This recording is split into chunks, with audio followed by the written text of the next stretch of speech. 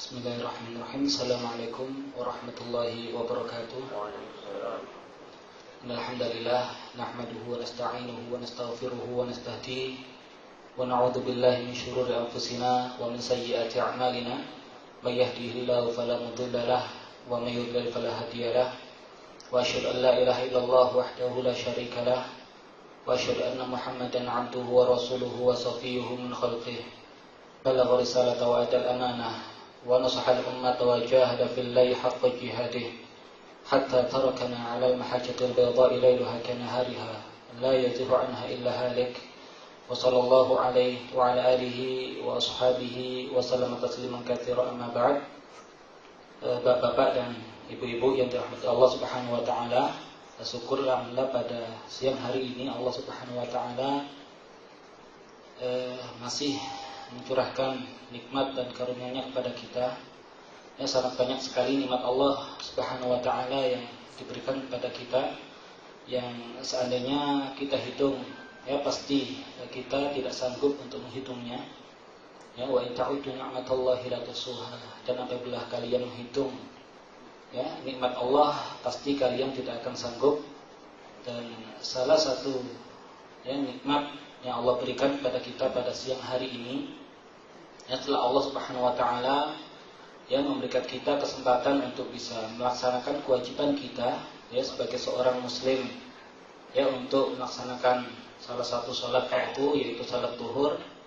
Kemudian Allah Subhanahu wa taala berikan ya kita kesempatan untuk duduk di majelis yang majelis itu oleh Allah Subhanahu wa taala dipuji-puji di hadapan ya para makhluk yang ada di sisinya. Ya, sebagaimana yang dijelaskan oleh Rasulullah SAW.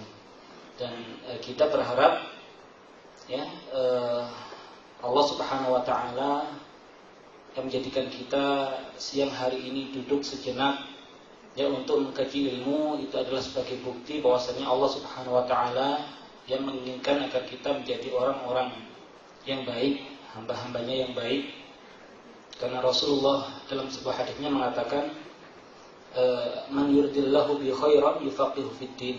Ya, barang siapa yang Allah inginkan kebaikan untuknya, maka akan Allah jadikan orang tersebut faqih, ya, ngerti dalam urusan agamanya.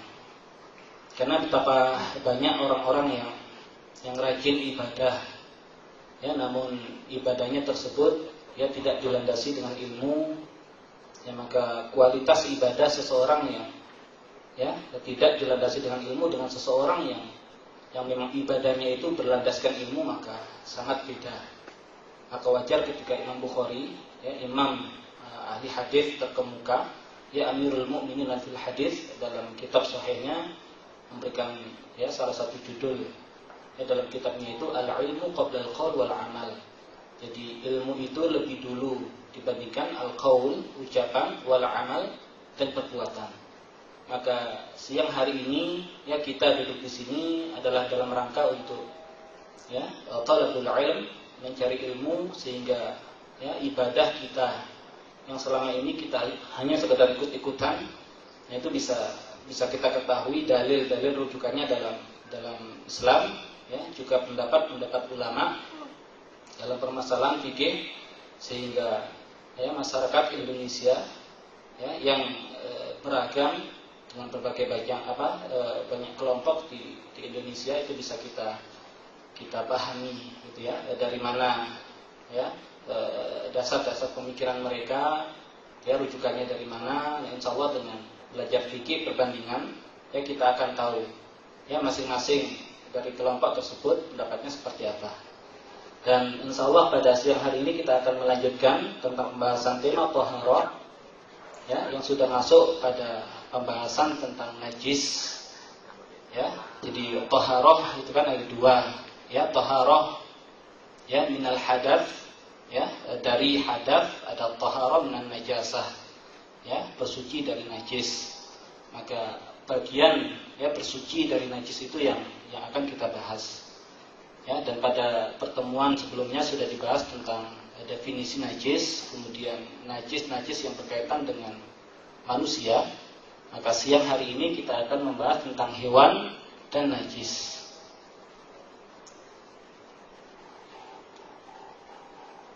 Nah,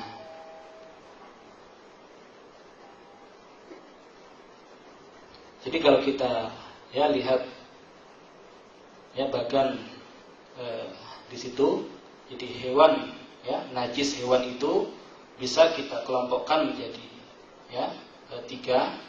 Yang pertama, hewan itu ketika dalam keadaan hidup, kemudian sesuatu yang keluar dari hewan, kemudian bangkai, apabila hewan tersebut sudah mati.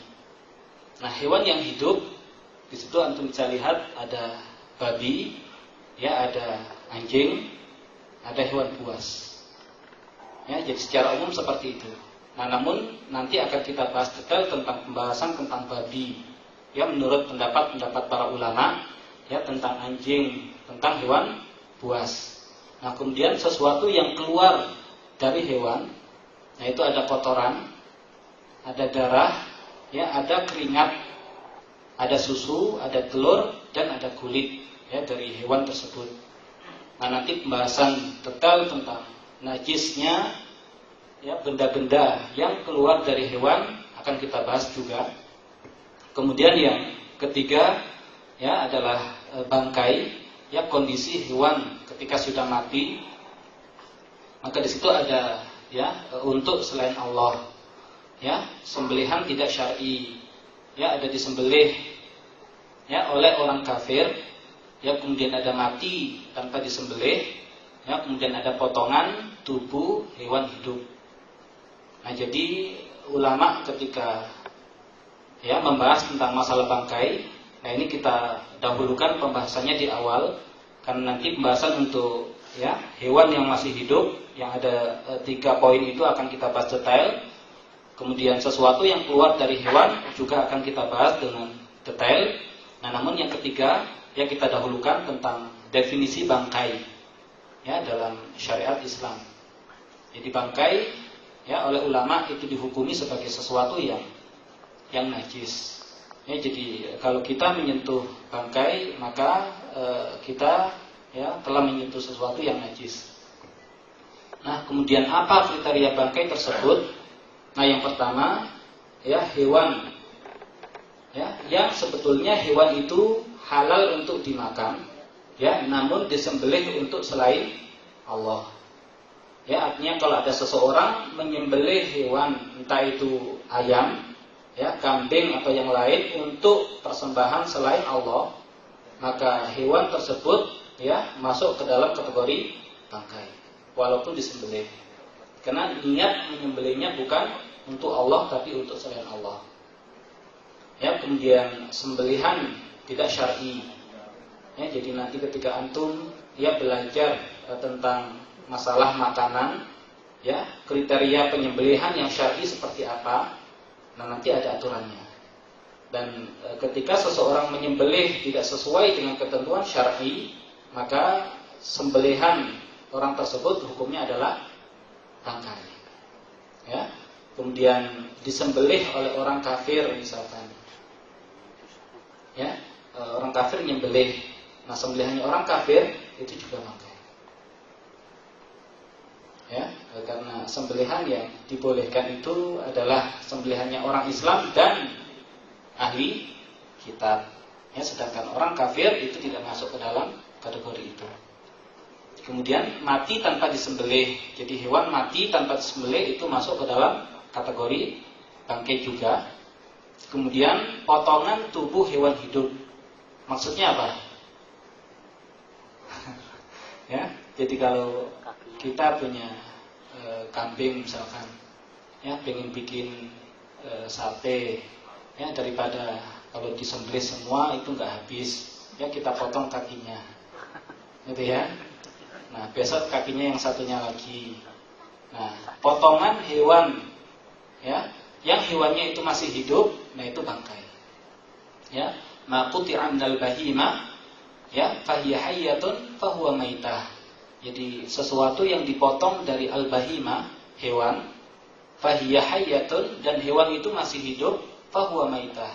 Maka potongan tubuh hewan tersebut adalah bangkai. Ya kecuali kuku dan bulu gitu ya. Ini masalah bagian tubuh. Nah, itu adalah kriteria bangkai di awal. Nah, nanti akan kita detailkan. Nah, kemudian hewan hidup yang najis. Ya, yang pertama adalah babi. Ya, ada yang pernah nyentuh babi, Pak, di sini? Enggak ada. Ya, babi. Nah, di sini ada pendapat dari jumhur ulama, ya, yang mengatakan bahwasanya babi itu, ya, walaupun masih hidup itu adalah najis. Ya, artinya ketika ya kita nyentuh babi yang masih hidup itu ya kita menyentuh sesuatu yang najis. Nah, dalilnya apa? Ya, dalam Al-Qur'an Allah Subhanahu wa taala ya berfirman, ya qul la ajidu fima uhiya ilayya muharraman ala ta'imin yat'amuhu illa ay yakuna maitah aw daman masfuha aw lahma khinzir fa innahu rijs aw fisqan uhilla li ghairillah. Ya, jadi katakanlah wahai Muhammad, tiadalah aku peroleh dalam wahyu yang diwahyukan kepadaku sesuatu yang diharamkan ya bagi orang yang hendak memakannya, kecuali kalau makanan itu adalah bangkai, ya, kemudian darah yang mengalir, ya, daman masfuha, ya, au lahma khinzir, atau daging babi, fa innahu rijs, ya, maka sesungguhnya hal itu adalah kotor, ya, au fisqan, ya, sesuatu kefasikan, uhilla li ghairillah, jadi hewan kotor, ya, yang disembelih untuk selain Allah. Nah, apa, ya, poin yang bisa kita garis bawahi dari ayat tersebut yang menunjukkan babi itu najis? Jadi ada ulama, ya, ulama yang membuat usul fikihnya itu sesuatu yang yang haram untuk dimakan, maka pasti ada alasannya, ada ilahnya.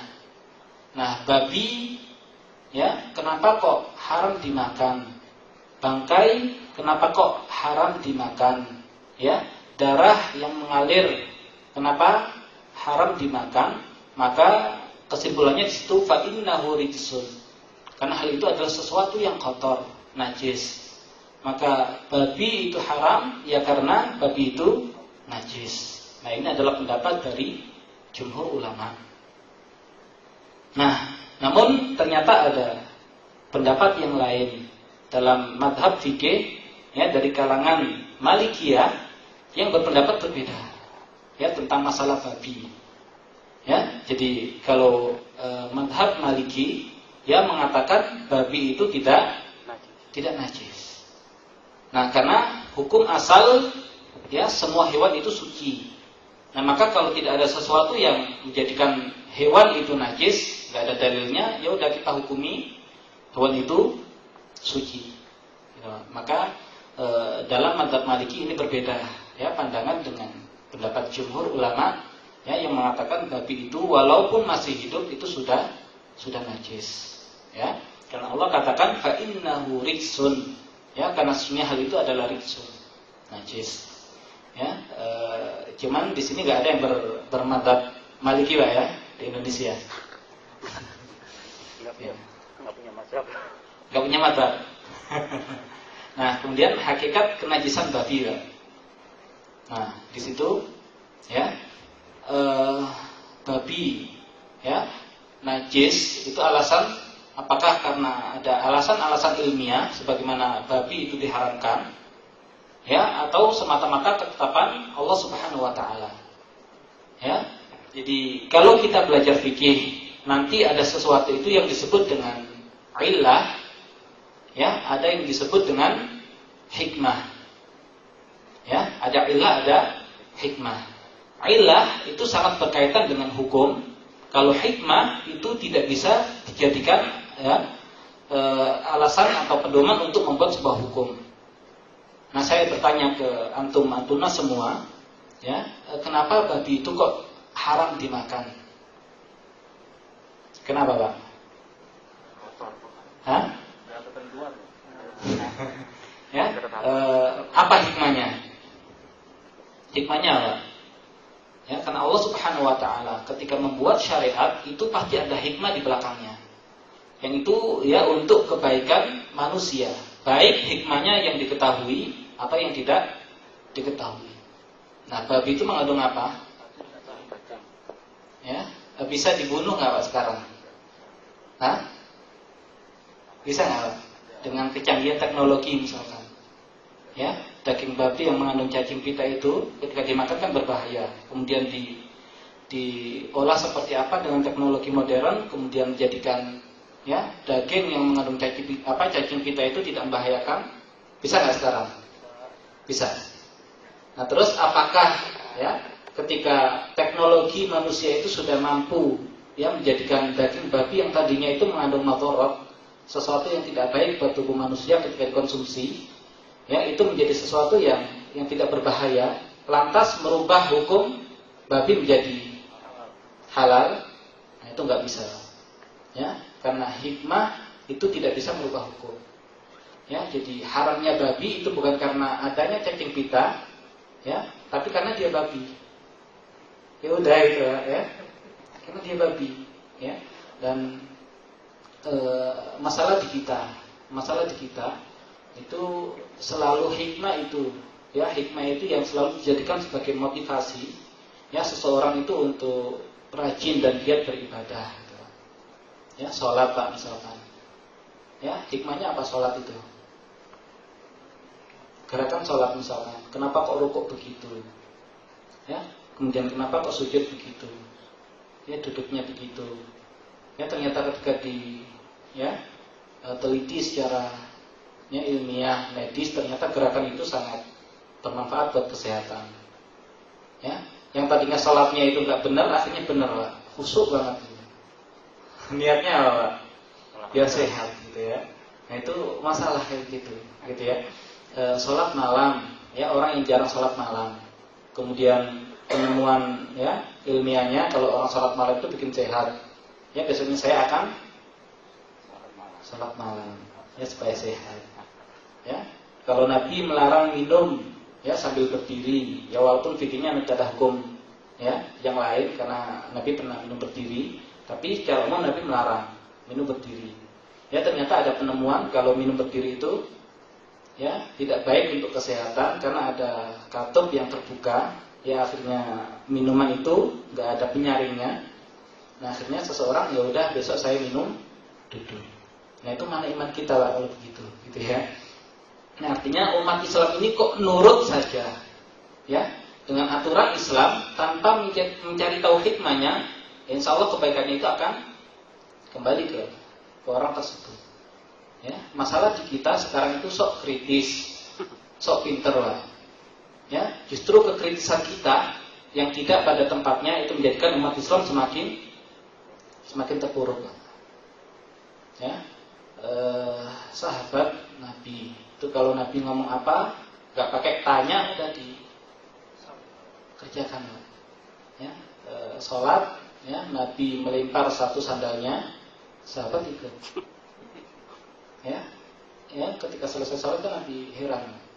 Ya, tapi justru di masa seperti itu Islam, gitu ya. Ya namun kita tidak sakot seperti itu juga. Artinya kritis ada tempatnya, yang nggak sok kritis, ya sok-sokan kritis pinter tapi nggak di tempatnya itu malah akan hancurkan Islam itu sendiri. Gitu. Ya jadi alasan babi najis, ya dan babi haram itu ya semata-mata karena ketetapan Allah Subhanahu Wa Taala.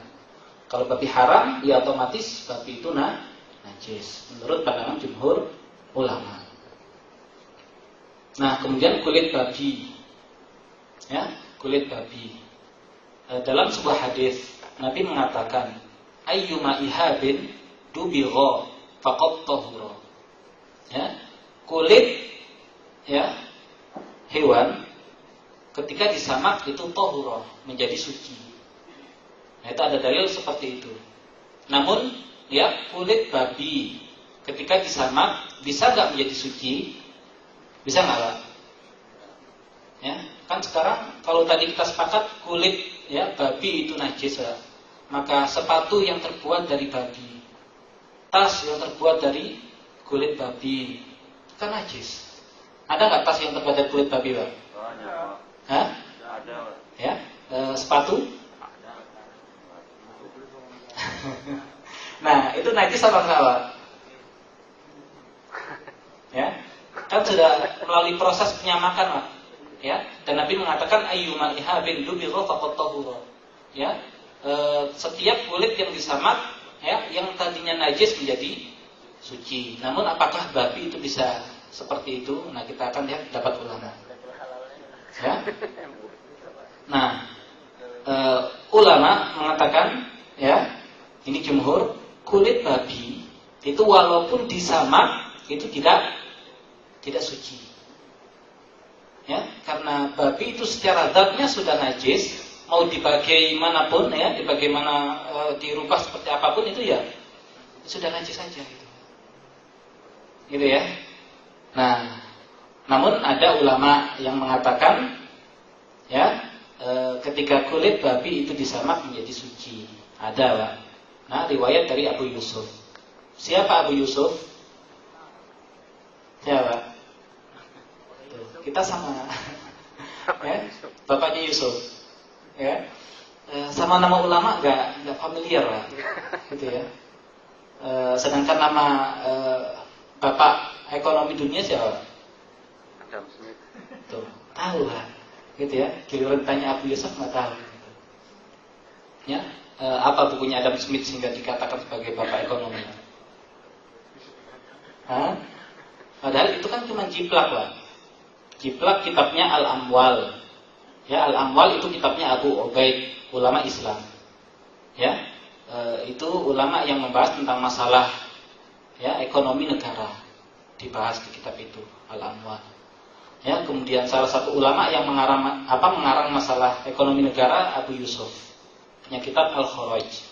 Jadi kalau ekonomi Indonesia gonjang-ganjing sebetulnya, ya seharusnya dua kitab itu yang dibedah, diambil pelajarannya. Karena dua kitab itu mengawal, ya, peradaban besar itu. Abbasiyah itu Harun ar-Rasyid ketika menjadi pemimpin nomor 1 dunia, itu minta Abu Yusuf ini untuk menulis kitab Al-Kharaj. Ya, masalah APBN negara itu. Ya, lebih besar mana Indonesia sama wilayah Abbasiyah?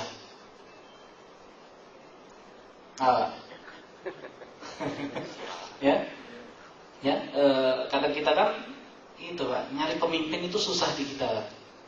Ya, Umar bin Khattab jadi pemimpin gimana?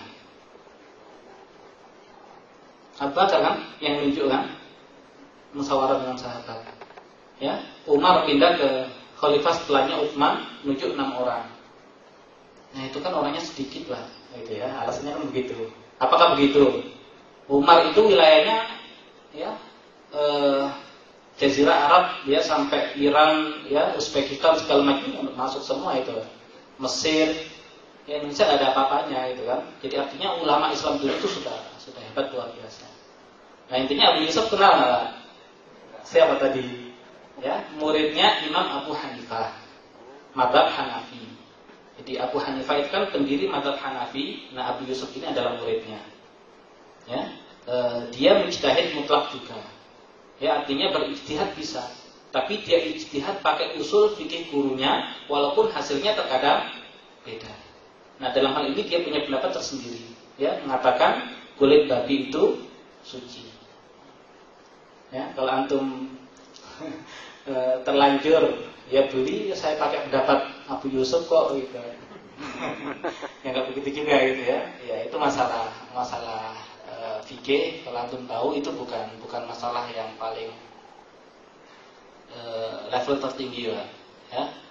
Fikih itu ya agar orang tahu tidak sampai terjerumus ke dalam sesuatu yang haram, ya. Mana yang wajib, mana yang enggak, mana yang makruh, mana yang enggak, mana yang haram, mana yang enggak. Tapi untuk mencapai level tertinggi itu bukan di fikih namanya. Ya, maksudnya antum ketika belajar banyak begini, ya antum kalau bisa ya jangan ngambil pendapat yang rendah, yang ringan. Walaupun boleh sih boleh, cuman untuk mencapai level tertinggi enggak seperti itu. Ya, artinya sahabat Nabi itu kan enggak pakai membedakan itu, Pak. Nabi merintah dilakukan, ya, dilarang ditinggalkan. Tapi ini seperti itu. Baru masa setelahnya ketika orang-orang kan levelnya enggak seperti mereka. ya maka harus dibikinkan ilmu fikih. Ya, supaya orang yang levelnya nggak sampai sahabat itu nggak sampai terjerumus pada sesuatu yang haram atau meninggalkan sesuatu yang wajib. Ya, makanya Imam Ahmad ketika sholat, ya itu kan sebelumnya ditanya oleh seorang pemuda yang terkena ya lumpur, dia tanya pada Imam Ahmad, wahai Imam, boleh nggak saya sholat dengan kondisi pakaian seperti ini? Boleh nggak? Lumpur najis nggak?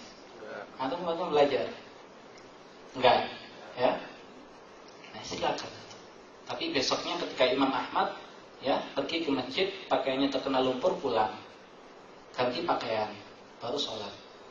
Nah, kalau antum jadi pemudanya gimana kira-kira? Akhirnya kan nanya, ya, wahai Imam, ya kemarin pakaian saya terkena lumpur, ya saya minta fatwa padamu, boleh sholat. Ya giliran sekarang engkau yang terkena lumpur, pulang ganti pakaian baru sholat. Nah, kata Imam Ahmad apa? Ya, tilka fatwa wa hadhi taqwa. Kalau yang kemarin itu fatwa, kalau yang ini takwa. Jadi antum ngambil level fatwa apa takwa, Pak? Gitu ya. Nah, artinya antum nggak sampai terjerumus itulah, cuman ya levelnya harus naik ya. Oke. Nah, kemudian perubahan wujud babi. Babi bisa berubah wujud ya. Ya. Nah, ini dalam pandangan ya mazhab Hanafi dan mazhab Maliki, ya itu ada istilah istihalah. Jadi istihalah itu perubahan wujud benda ya menjadi wujud yang lainnya. Nah, itu kalau benda melalui proses istihalah, ya yang tadinya najis menjadi gak najis. Nah, kemudian dalam mazhab Syafi'i dan mazhab Hambali, ya itu benda najis ya berubah wujud ya melalui proses istihalah tetap najis. Ya, babi contohnya. Ya, babi itu ya kalau dibakar, Pak, jadi areng. Ya. Arengnya itu apa namanya, Pak? Areng babi atau areng, Pak? Hah? Ya, secara kimia kira-kira berubah wujud nggak? Berubah, karbon. Hah? Berubah kan? Atau asapnya babi ketika dibakar itu, Pak. Ya, asap. Ya, itu kan melalui proses perubahan wujud. Nah, dalam mazhab Hanafi dan Maliki, ya hal itu sudah berubah. Jadi bukan babi lagi, karena namanya bukan babi yang nggak najis. Tapi dalam mazhab Syafi'i dan Hambali nggak ada proses istihalah itu. Ya, artinya mau jadi areng, ya, mau jadi uap, kalau itu uapnya babi ya najis, ya. Gitu ya. Nah, itu masalah istihalah, nanti akan pembahasan sendiri, ya. Nah, kecuali ya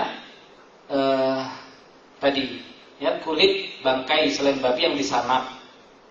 Ya, ini ulama membolehkan, Pak, ya.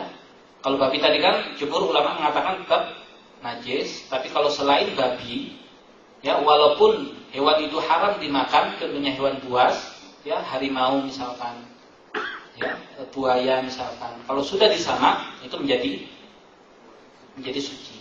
Ya, dan khomer yang berubah menjadi cuka. Cuka terbuat dari apa, Pak? Cuka, Pak. Ya, kalau di zaman Nabi dulu, ya cuka itu terbuat dari khomer yang dibiarkan, Pak. Ya. Cuma nanti ulama berbeda pendapat. Ya, khomer, ya minuman keras itu yang didiamkan itu, ya ketika ya khomer kan nggak langsung diharamkan, Pak. Ya, ada proses sampai 4 kali ayat turun baru khomer itu benar-benar haram. Ya, ketika sahabat mendengar khomer itu haram, ya langsung yang punya khomer itu udah dibuang, Pak. Sampai jalanan Madinah itu penuh dengan khomer ketika itu. Ya, cuman khomer yang dibiarkan lama itu bisa menjadi cuka, Pak. Dan cuka itu hukumnya suci, bahkan bisa dimakan, kan? Makanya Nabi mengatakan ni'mal idamu al-khol. Jadi lauk yang paling enak itu adalah cuka. Ya, makanya pempek itu kan pakai cuka, makanya. Nah itu. Nah, cuman ulama berbeda pendapat. Kalau prosesnya alami itu halal, ya suci. Tapi kalau prosesnya nggak alami, dikasih campuran zat biar berupa wujud, nah itu mazhab Syafi'i dan yang lain mengatakan tetap haram, nggak boleh. Ya, salah satu alasannya kenapa? Khamar itu kan haram, najis ya. Jumhur ulama mengatakan najis. Ketika dikasih benda, ya untuk merubah khamar itu menjadi cuka, ya nanti kan berubah jadi cuka kan? Nah, cukanya apa? Nggak najis kan, suci kan? Nah, namun benda yang terkena khamar tadi kan najis kan? Muta najis namanya, karena bercampur dengan najis. Makanya tetap ya benda itu menjadi najis karena masih ada benda muta najis di dalamnya itu. Ya nanti antum akan belajar detail itulah. Intinya begitu Pak. Ya, babi menurut mazhab Syafi'i apapun ya bentuknya, mau jadi gas, mau jadi apa, ya tetap najis. Ya makanya ada cerita, saya nggak tahu benar apa enggak itu. Jadi rokok itu haram apa enggak? Ya, jangan khilaf di sini ya. Dari dulu ya, ketika kiai gitu ya dikasih dalil apapun itu kan nggak ngefek kan. Baru dibilang yaitu filternya dari babi. Ya udah deh saya nggak rokok gitu. Di Indonesia itu ya anti babi Pak. Jadi kalau nyebut babi itu udah gimana gitu ya. Jadi seakan-akan najis saja ya karena memang mazhabnya adalah mazhab Syafi'i. Nah itu babi. Saya jam berapa nanti? Gak selesai gak terlalu lama. 1. Saya jam 1. Nah, ya nilai harta dan kepemilikan babi. Ya, kalau ada orang punya babi, ya babi itu kan najis. Ya, kemudian haram dimiliki. Kemudian haram diperjualbelikan. Ya. Nah, ini dalilnya ya tentang perkataan Jabir bin Abdullah yang bisa baca di situ, gitu ya tentang orang-orang Yahudi, ya yang babi itu juga diharamkan, tapi mereka ya liciknya orang Yahudi begitu, ya itu dari Jabir bin Abdullah radhiyallahu anhu bahwa beliau mendengar Rasulullah SAW berkata, ya pada hari Fathu Mekah, ya sesungguhnya Allah dan Rasulnya telah mengharamkan jual beli khamar, bangkai babi dan berhala. Ya seseorang bertanya, ya Rasulullah, bagaimana hukumnya dengan minyak, ya gaji bangkai? Ya minyak itu berguna untuk mengecat, ya merapatkan lambung kapal. Ya juga untuk ya mengeringkan kulit dan digunakan ya orang untuk bahan bakar lampu. Maka Rasul SAW menjawab, tidak, tetap haram hukumnya. Ya kemudian beliau SAW ya meneruskan, dan semoga Allah memerangi orang Yahudi ketika diharamkan atas mereka, ya malah mereka perjualbelikan dan makan keuntungan jual beli itu. Ya, artinya sesuatu yang najis itu di Islam tidak boleh diperjualbelikan. Ya, konsekuensi dari kenajisan barang itu. Nah, ada kasus Muslim mencuri babi dari Muslim. Ya, diapain Mbak orang nyuri Mbak? Nah, tidak wajib mengganti, tidak dipotong tangan. Kenapa? Ya, yang dicuri sesuatu yang ya najis, haram dimiliki. Jadi walaupun dipunyai orang Islam, secara hukum Islam bukan punya dia, Pak. Jadi kalau kita ambil, nggak wajib mengganti, nggak dipotong tangan karena kita telah mencuri. Ya, ya termasuk homer, Pak. Homer. Kok ada orang punya minuman keras, kok kita ambil, Pak? Ya secara Islam ya kita nggak wajib mengganti, nggak dituduh mencuri juga. Kalau pakai hukum Islam, karena homer nggak boleh dimiliki oleh orang Islam. Ya, tapi kalau kita mencuri babi, ya dari orang kafir, nah wajib mengganti. Ya kan orang kafir kan boleh kan punya babi kan? Boleh. Cuman kira-kira mau nyuri babi buat apa kan? Gitu masalahnya. Dan mencuri. Nanti kalau antum ya membahas tentang kasus mencuri ya. Ya, apakah setiap pencurian itu dipotong tangan? Ya, apakah setiap pencurian dipotong tangan? Mau nggak kira-kira kalau kita pakai hukum Islam di Indonesia? Siap nggak pakai hukum Islam di Indonesia? Hah? Yakin? Ya? Nah, kita kebanyakan kok anti dengan hukum Islam. Kebanyakan kita nggak ngerti, Pak. Nggak ngerti fikih Islam. Ya, karena mencuri bagi kita kan mencuri itu hukumnya apa? Potong tangan kan? Nah, nanti kalau saya curi permen gimana? Potong tangan dong, takut duluan. Padahal di Islam nggak begitu. Mencuri itu ada definisi. Ya, kok ada orang parkir motor depan rumah, Pak? Depan rumah di jalan, diambil orang, dicuri nggak motornya, Pak? Dipotong nggak tangannya orang itu? Hah? Itu namanya nggak mencuri dalam Islam, Pak. Nggak mencuri itu. Hah? Tapi apa? Ya, karena mencuri itu mengambil sesuatu yang sesuatu itu ada di tempat, Pak. Tempat semestinya, ya, tempat itu apa? Benda itu berada.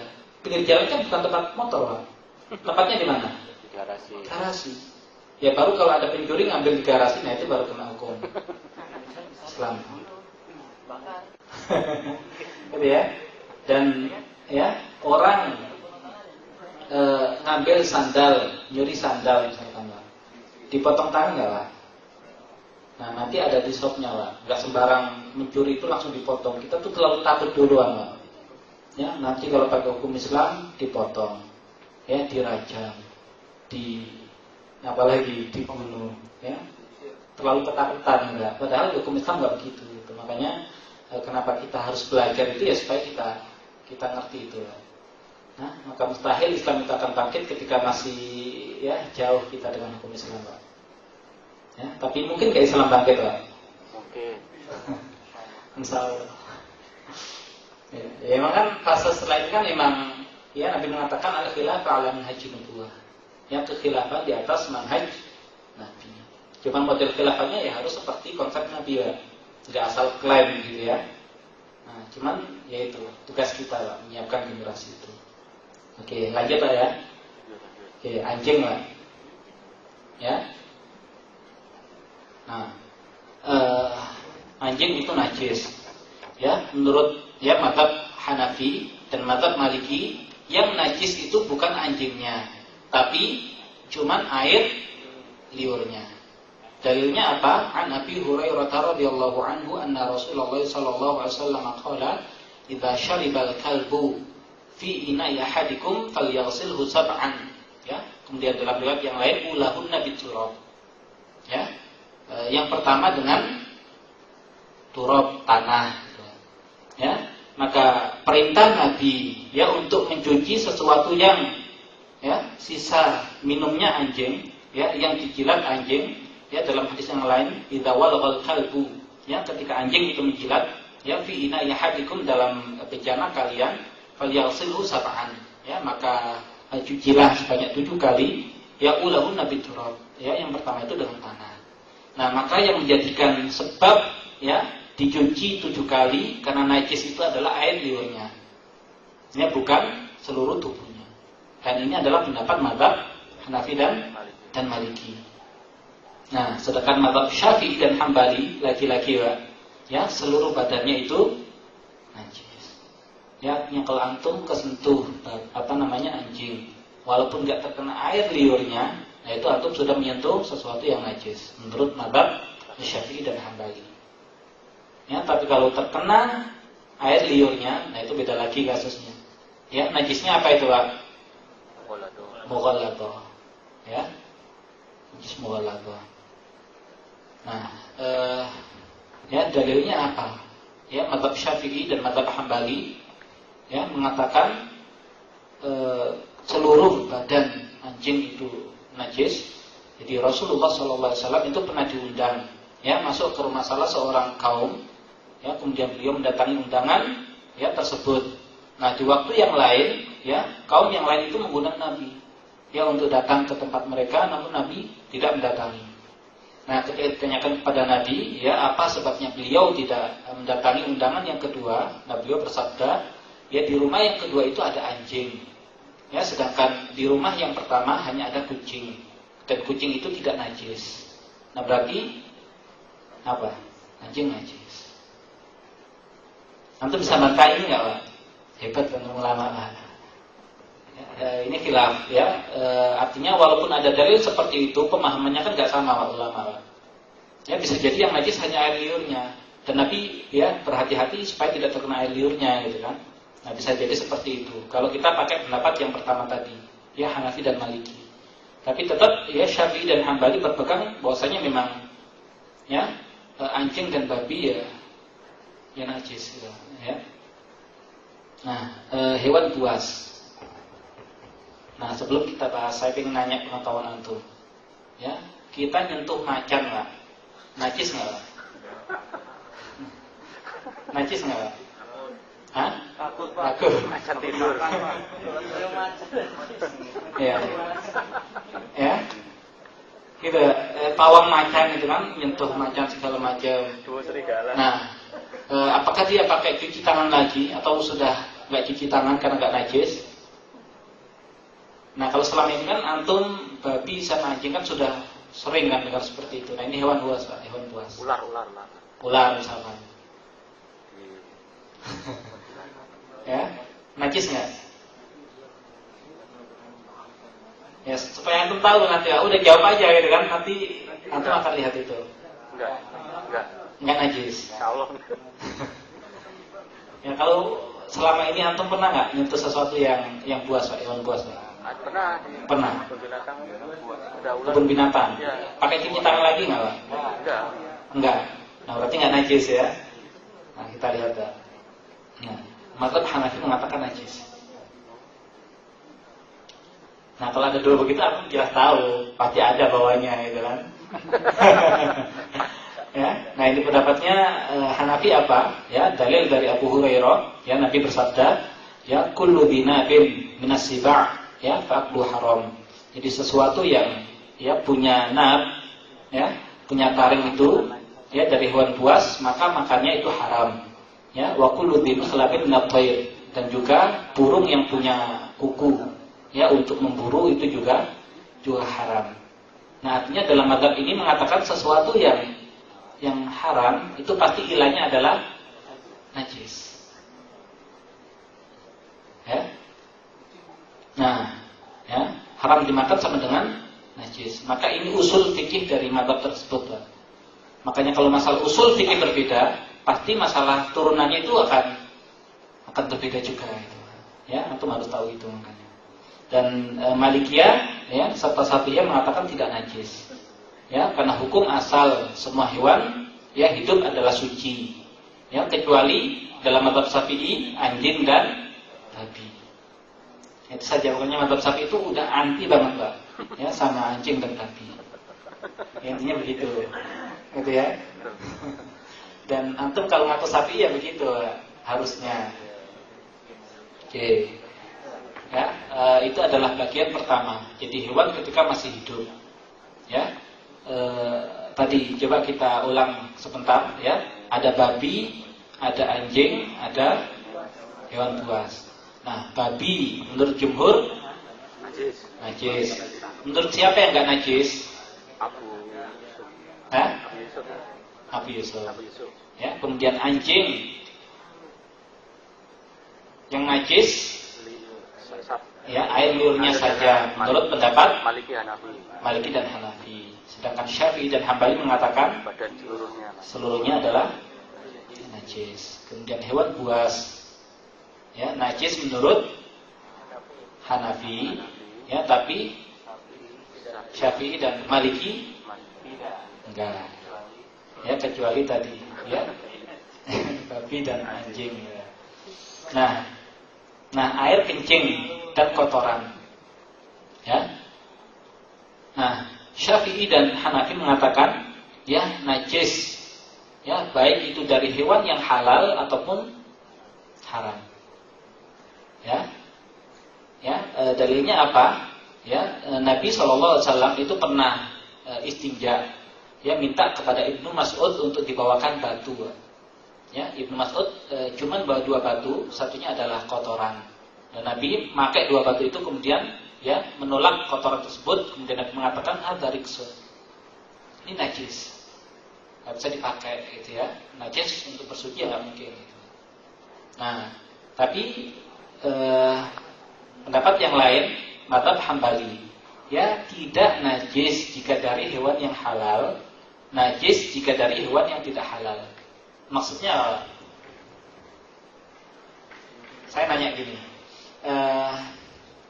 kotoran ayam, ya, kita ngijik kotoran ayam, najis nggak Pak? Najis nggak? Ya, ya menurut Syafi'i dan Hanafi najis. Tapi menurut mazhab Hambali nggak najis. Pokoknya hewannya itu halal. Kalau halal dimakan, kotorannya nggak najis Pak. Nah ini antum kalau ngaji kemudian hidup di masyarakat yang nggak ngaji, ya harus hati-hati Pak. Ya, jangan nyebar fitnah gara-gara sok pinter Pak. Jadi ada teman dia yang kebetulan belajar fikih Hambali Pak. Ya, fikih Hambali dan dia menghafal Al-Qur'an. Artinya ketika dia pulang, ya pasti oleh masyarakatnya dianggap sebagai seorang yang layak jadi imam gitu Pak. Begitu kan? Nah, karena dia belajar fikih Hambali, dikatakan dalam fikih Hambali, yang kotoran hewan yang halal dimakan itu tidak najis. Ya, dia habis. Karena orang kampung Pak, nuntun kambing kan ada talinya tuh. Tambangnya itu kan pasti ada terkena itunya juga kan. Nah, dia habis ngikat itu masjid Pak. Sholat Pak, jadi imam.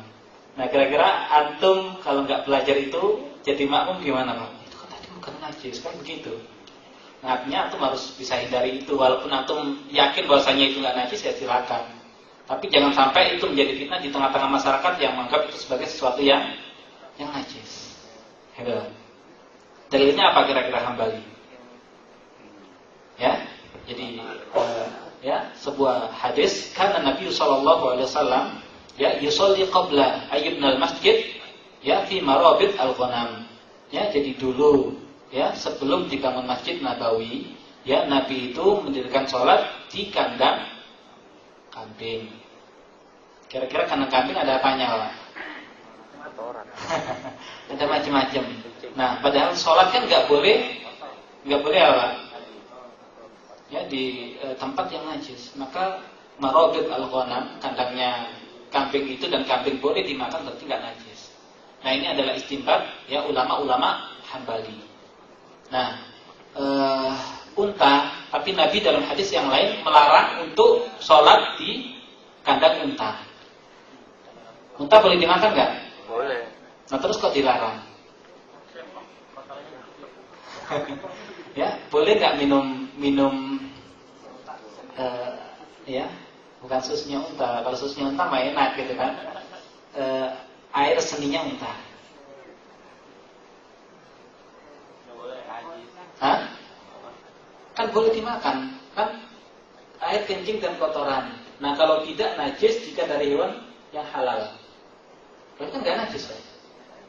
Ya, dan pernah sebuah ya kabilah itu datang ke Madinah, ya, mengadukan sakit mereka pada Nabi.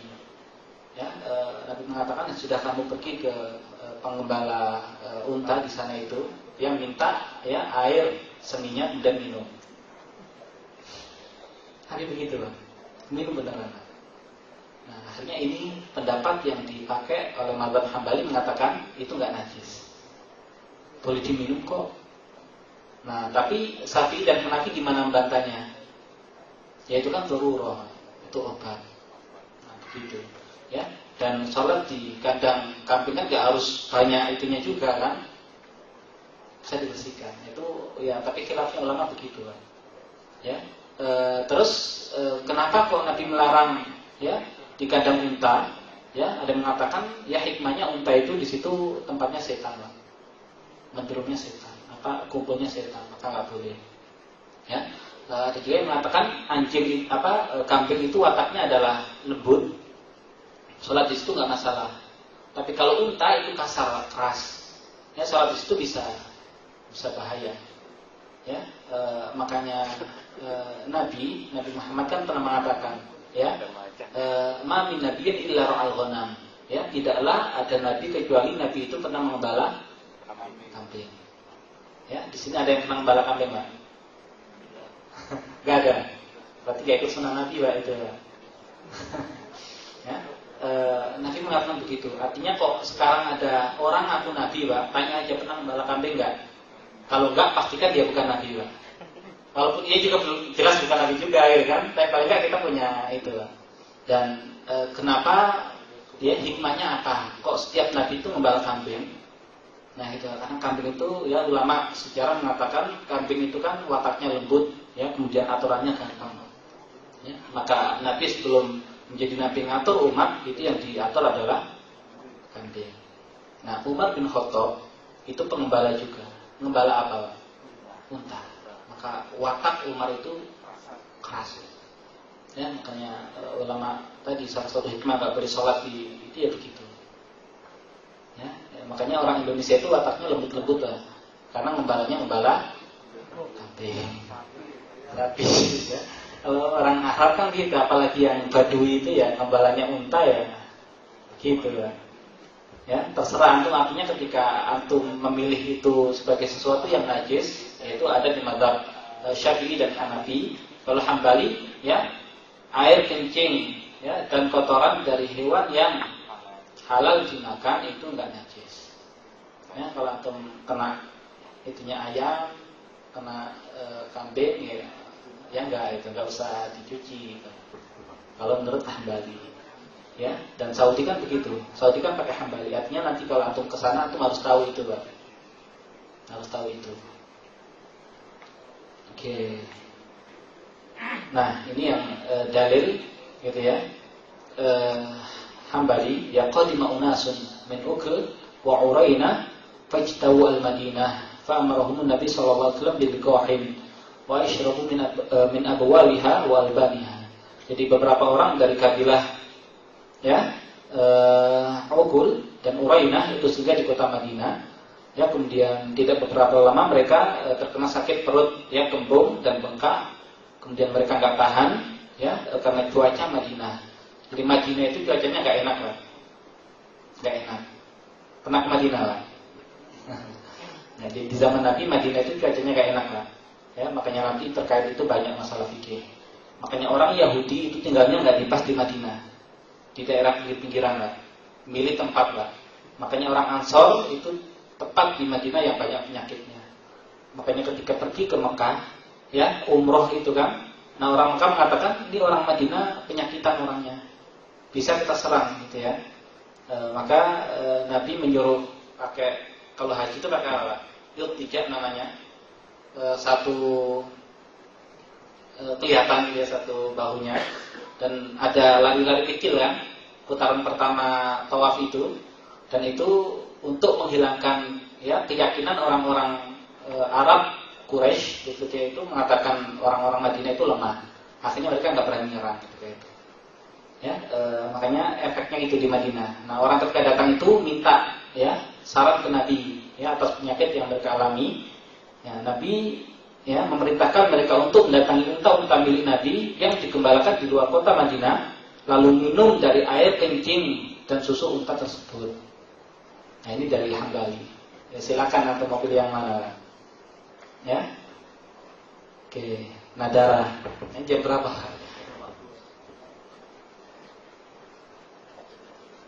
Ini masih ada darah, kemudian apa lagi itu nanti? Lanjut atau bagaimana ini, Pak? Ya, karena ini materinya banyak sebetulnya. Ya, tanya jawabannya. Oke. Ya, kita persilakan kalau ada pertanyaan, Pak.